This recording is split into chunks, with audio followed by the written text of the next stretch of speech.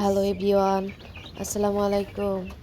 তো রাতে ঘুমানোর পরে সকালবেলা যখন মুরগির ঘরের কাছে গেছি তখন দেখি এই ২টা ফার্মি মুরগির বাচ্চা মারা গিয়েছে। তো ভুলটা আমারই।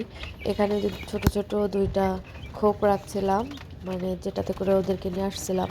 তো ওটার ভিতরে গতকালকে যেহেতু ঝড় হয়েছিল, ঠান্ডা পড়েছিল, ওরা এত চাপাচাপি করেছে, ওটার ভিতরে আসলে ২টাই মারা গিয়েছে এবং ওটার ভিতরে ছিল। আমি ওই খোলটা সাথে সাথে বের করে ফেলেছি।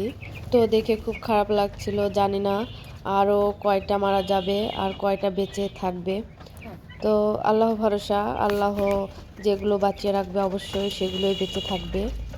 এগুলো আসলে কিছু করার নাই। যেগুলো আমার রিজিকে আছে অবশ্যই সেগুলো বেঁচে থাকবে।